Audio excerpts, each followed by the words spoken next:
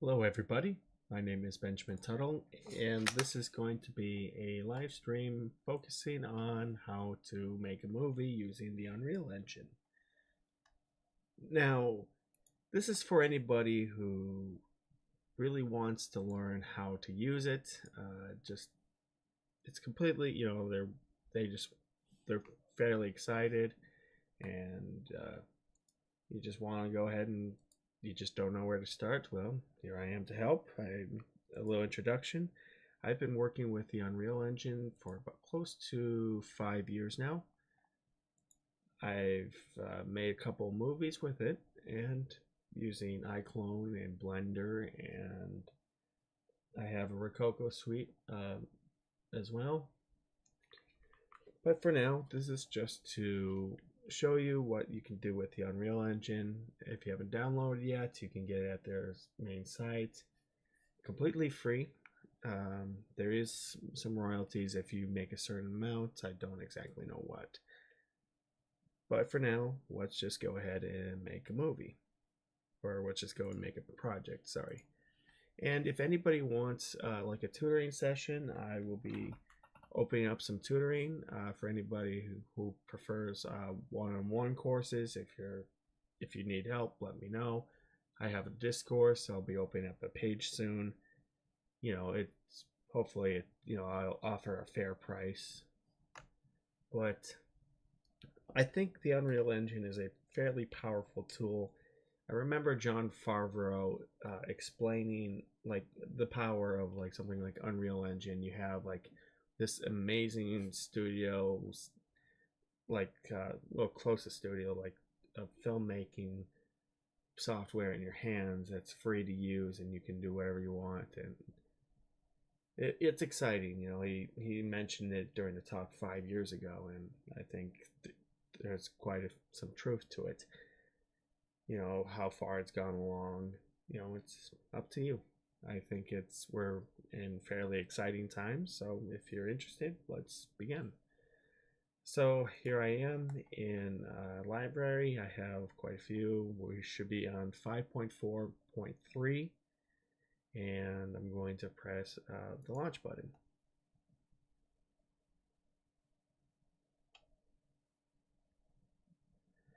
So while this project loads up, I'm just going to go through this. This here seems fairly intimidating at first, but you're wondering where to go. What do? Well, we'll just go to film, video, and live events. And you have all these choices here, but for now, we're just going to go with blank. And you'll have an option. You'll have starter content and ray tracing, real-time ray tracing.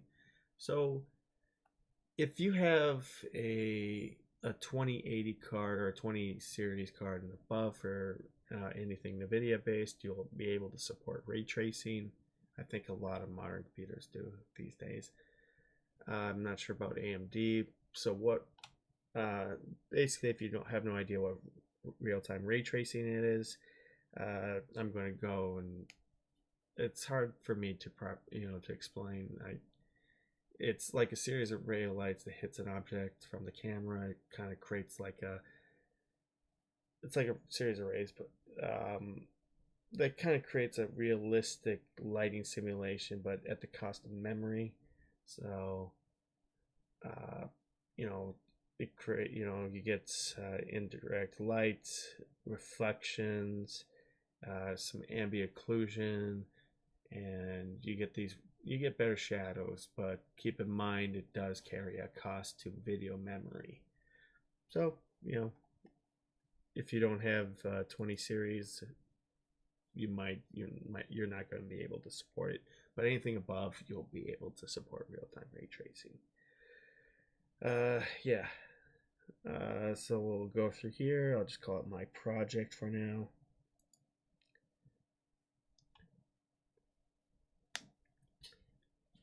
And we'll wait for the project to launch. If anyone has any questions, let me know.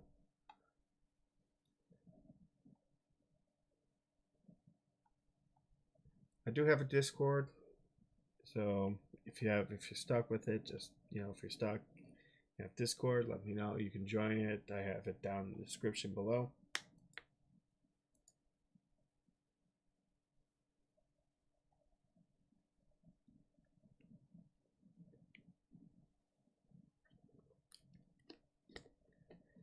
Okay, so everything is all set to go.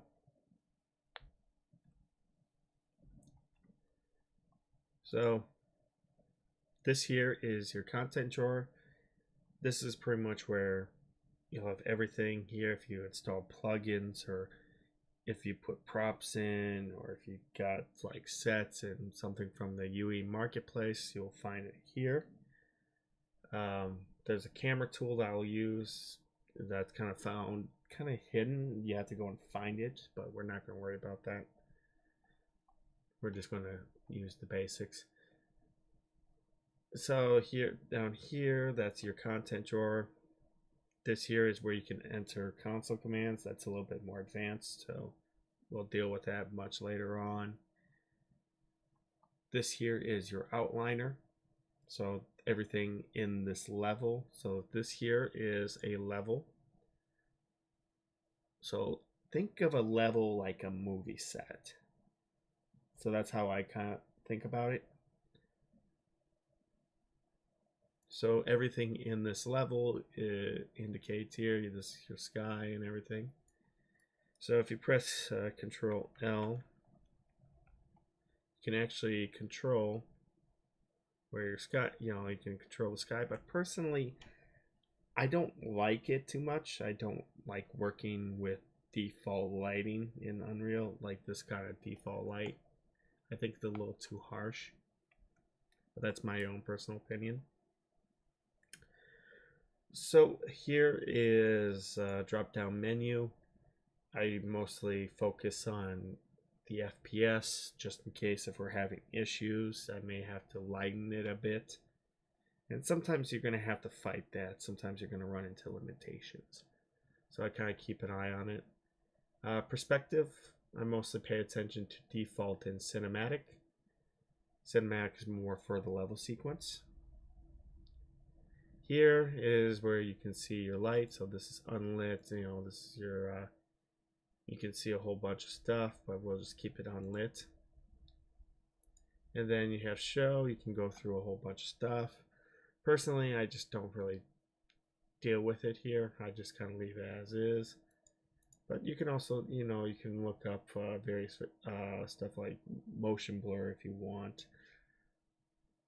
It'll be found, I think it's under, under post processing. I think, yep, there it is. So you can see if you have a post processing, in fact, you can turn on motion blur. You can also do it in the project settings. I'll show you. So this here is selection. Obviously, there's multiple levels. Selection mode is kind of like your main one. Then you get something called landscaping. So you can design. This is where you'll kind of design your mountains and your valleys and all that. Foliage is for trees, and then mesh paint is much more like if you I'll discuss that much later.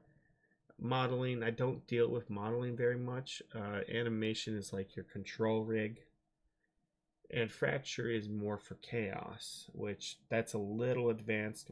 I'm actually still in the middle of learning chaos. I'm starting to implement it more for my movies, but we're not going to deal with chaos. This is chaos. Selection, we'll just deal with selection.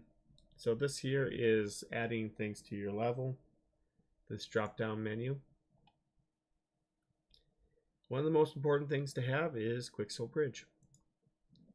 So what Quixel Bridge is, it's like it directly links Megascans to your Unreal project. And you can sign up, you make sure you connect your Epic Games account to Quixel so you can get it for free.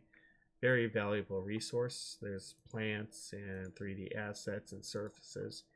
And if you really want to know, a really important thing to know is decals.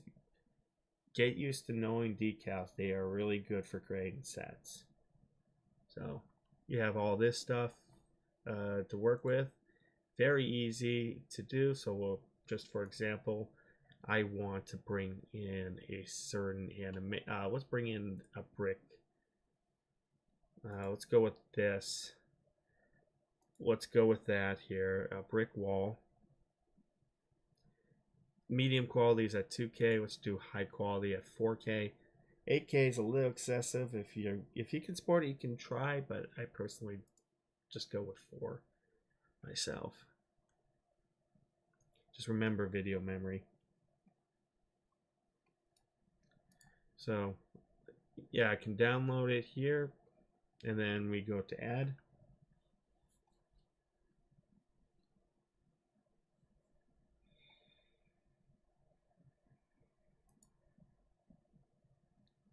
Okay. So let's say, so you can actually see it here in the content drawer under mega scans, and then you see it. You have this brick wall. So if we go here to add shape, go to plane, and if I rotate it by pressing E, now that I can actually rotate it here, and we can also snap it too. So I'll explain snapping much later on when we build a set. We have a basic, yeah, we have a material here. So if I just rotate it, you can see it. It's not bad. You have all this to work with, and it's free. Just make a quick soul count and link it to Epic Games, or and you'll have it. Here you also find your basics. So this is basically a blueprint. So actors here, this is mostly a blueprint. We'll talk about blueprints much later on. They're quite useful. And then you have lights. Directional light is more for outdoors. Point and spots are pretty good for indoor scenes. Rectangular lights are like your box lights in movie film, in filmmaking. They are probably my most used ones. I use a ton of rectangular lights. And then, you have sun, sky, and skylights, but we'll discuss that much later. You have shapes, as we can see, cube, sphere, the cylinder, cone, and plane. Cinematic is we have a rail system, which is pretty nice. I like to use these two because I like to kind of keep myself as much as I like flying the camera around quite a bit, sometimes I like working with a rail and a crane system. And this is your camera, cine camera actor. And then we'll go down to visual effects.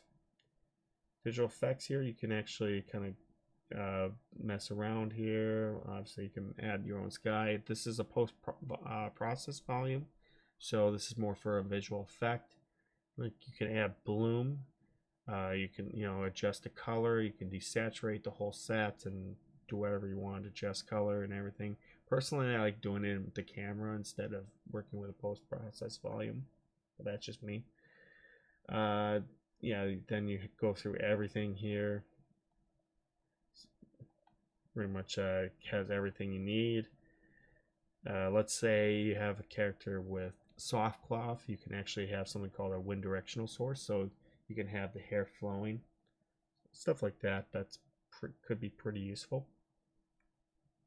This is blueprints, and then this here is what's called a sequence. The sequencer.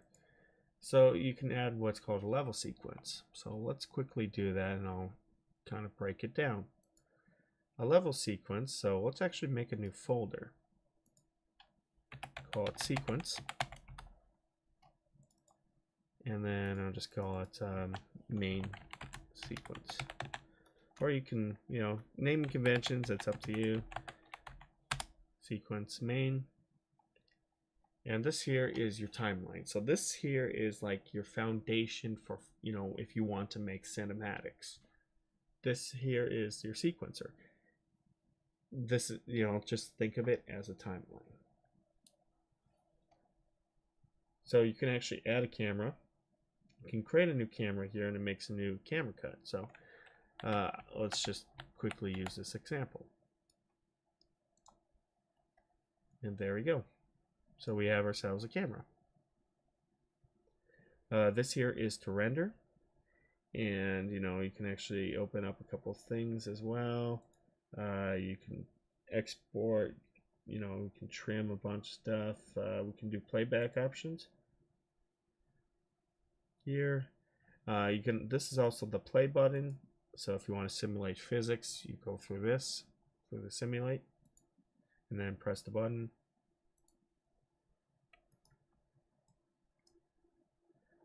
So we have a camera, and then we have something called the camera cut. This is kind of vital if you want to render your scene. It has to have a camera, and it has to be at the top. You have to see it, otherwise, and then how you can tell, you can lock it down, and this will lock your camera to the viewport, so you see it. So you can also set to cinematic. What that does is it kind of makes it high quality. There's a little bit of a higher quality compared to your default viewport. Default viewport will have missed a couple of things. There's a little bit less detail compared to your cinematic viewport. So yeah, you can, this is your keyframe. This will jump to keyframes here. This will make a new keyframe. So we have a camera actor, and then you can actually adjust everything down below here on the right. This is your details. So you have details and world settings, but remember, we're you're going to pay mostly attention to details. Here you can you can actually set your crop. You can actually choose your lenses. There's prime and zoom lenses on the basic ones,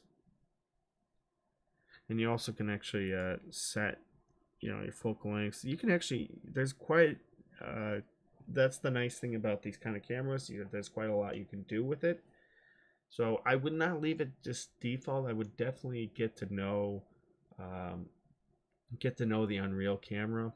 You can actually go into camera component down here and actually adjust your settings, your lenses. You can work with exposure. You have bloom. This is like your post-process volume stuff here. And then you can adjust your film. And then you can actually do color grading too, down here, down below. Like I said, if I'm filming black and white, I would actually desaturate everything and then light everything, because filming black and white's much different. You can add film grain here. You can add a vignette here. And then you have motion blur, so remember that. You can also adjust, I think it's in your lens as well. Under camera, you can actually adjust the shutter speed. Here, ISO and all that. Just you can actually this whole thing for you can actually yeah, this is your exposure compensation. It's pretty useful for a lot of stuff. Personally, I actually have a plugin that's a pretty advanced camera. I use this all the time. I'll give you guys a link later on. It's called Cinematographer Lite, and there's a pro version which is much more advanced, but I think Lite is much useful. So if you're really serious about it, I recommend Cinematographer Lite. Sky, let's talk about Sky briefly. You can make your own Sky, but personally, I just don't like the UE Sky very much. I would rather use a plugin called Ultra Dynamic Sky, because there's a lot more control. You can set time, you can set weather. It's quite useful. I always prefer just dropping Ultra Dynamic Sky and lighting it and then working with it. So yeah, that's sequencer here. Then you render this out. We'll go through that much later on when we discuss the sequencer in full detail, like how to animate, how to set a bunch of items here. So it's pretty good here. So that's kind of like the overall view. If anyone has any questions about that when it comes to the overall, like this, how this interface is set up, let me know. Like I said, basically your content drawer contains everything you need. keep it organized. Don't just shove everything in the main thing in one giant page folder, because you're going to be very confused. You're going to have to constantly scroll through it. So I like to separate by sequence. If I have a visual effect, I'll have it. I have let's go with sets. Now let's go and make a set. It's easy to make one. You just right click, and there you actually have everything you need. You can create blueprints. You can create a level sequence if you want. You can create Niagara. There's a whole lot you can do, but we're just going to go with level. So I call this test set. And I'm going to save that. You always want to save before loading, because it's not going to be, you're going to run into an error. Before we do that, I just want to go in here. So everything here, this is your window tools, just in case.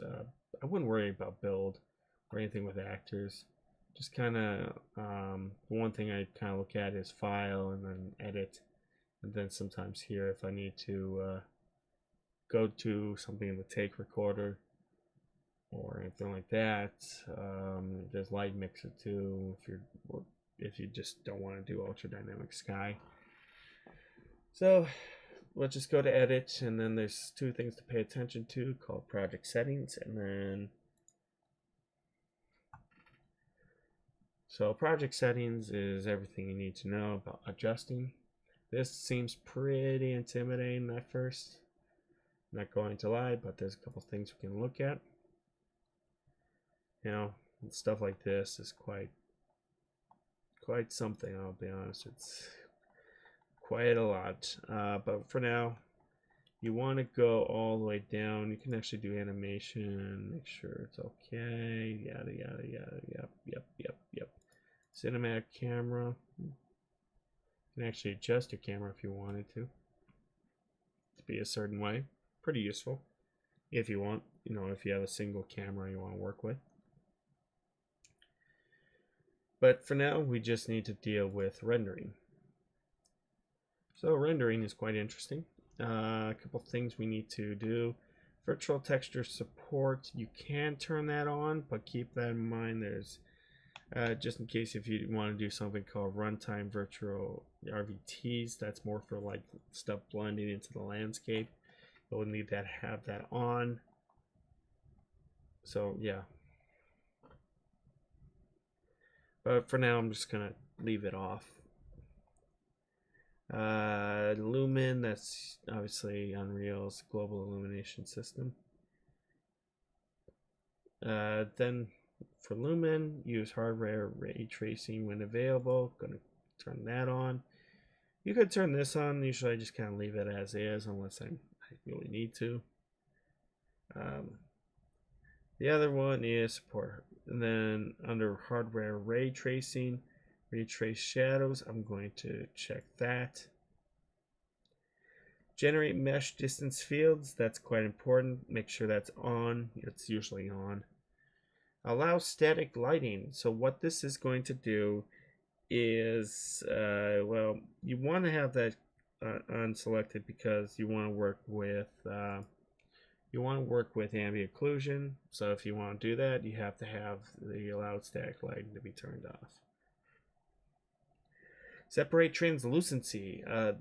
If you're working with 5.3, always have it selected off, because let's say if you're bringing in, let's just use a great example. If you're bringing in a character creator 4 model in, there's a couple of bugs here, especially under the eye occlusion shader. The eye occlusion shader will render everything afterwards or before. Well, it's before or after. Usually, I don't remember what is at the top of my head, but it's going to stick out like a sore thumb. It's going and this happens with glass and a bunch of other things. It's because of this. Separate translucency, usually it's turned off, but now that error has come back to 5.4. When I bring in a character, I will show you what I mean by this. It's a pain in the butt. So if we go down here, Uh, I hate auto exposure. I hate it. It's evil. Auto exposure is evil, and I don't like it very much. It makes me mad. Very, very mad. And TSR, I don't know. It depends. You may have to switch it to TAA, but that's we'll get to it when we get to it. TSR notice causes some kind of weird ghosting effect. TAA doesn't, apparently. So yeah, yeah, that should be pretty good for now. We may have to go back and forth on this, but yeah, that's really what I usually deal with when it comes to these things. When it comes to rendering, so I usually do ray tracing support. Separate translucency must be unchecked. And then I usually turn off allow static lighting because I deal with ambient occlusion maps.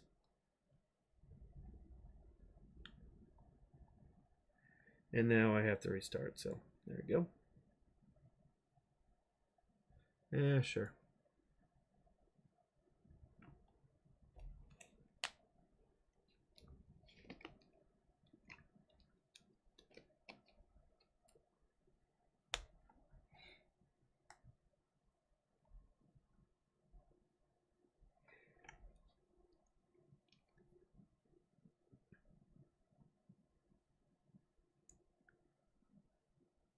Okay.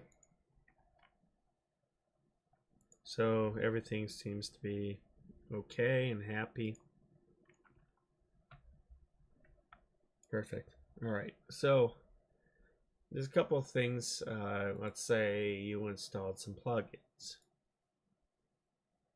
So there's a couple that, yeah, we can look into. Especially when I make a new one, a new project. But here would be everything we can work with. There's a few that you just, let's say this, this could be pretty useful, but let's not worry about that. Niagara is quite valuable. So what I'm going to do is there's something called Niagara fluids. It's very interesting. Like I said, it's you can work with smoke and explosions and all that, so that's something to pay attention to. Very advanced though, so uh, we're not going to deal with that. It's pretty much the whole video, I guess. We're not dealing with that. We're not dealing with that. I don't know. We're not going to deal with it. That kind of thing. But this is just to show you what's in the realm of possibility. But right now I have 4 of these things to work with. So yeah, this is my camera tool, Cinematographer Lite. Strongly support it because it's really cool. You can get this at the UE marketplace. It's kind of a fairly, drag and drop than a lot of settings here. You've probably seen, if you see my live streams, you probably see me play with this camera quite a bit. Character Creator UE control rig, that's from Reallusion, that is included for free, so you can work with that. And iclone Live Link, which that's from Reallusion too, so it goes in with a program called iclone 8. I may use this, I may use iclone. It might be pretty useful, but I don't know. It depends. It's a pretty good animation tool, fairly easy to pick up and learn. A bit pricey though, that's kind of the downside. So that's your plugins. If you do install this, you will have to restart. So, and it's going to install. There's also one here that I do like called NVIDIA DLSS. Here you download it and then you have to install it in your Unreal Engine file. So what it's going to do, it uses AI to, it usually helps me. Oops, did I close out of that? Yes, I did.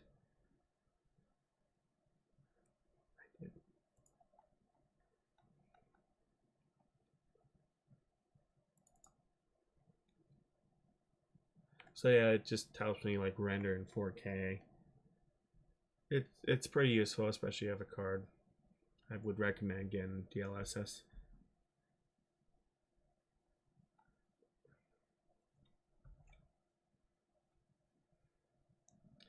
So let's just load up the project. Yeah. So yeah, that's really it for the kind of the overview here of the Unreal Engine. Basically, right now we just basically went through. Yeah, get Quixel Bridge here, so we can build a level. We'll build a level. I'll go through building levels eventually. If anyone has any questions, let me know. Hopefully this will help you. Discord, I have a Discord down below, if just in case, and plus I'm offering private lessons fairly shortly that kind of streamlines this process, so I'll kind of get you up and running. I'll explain that much later. So if anyone has any questions, let me know. Thank you for watching.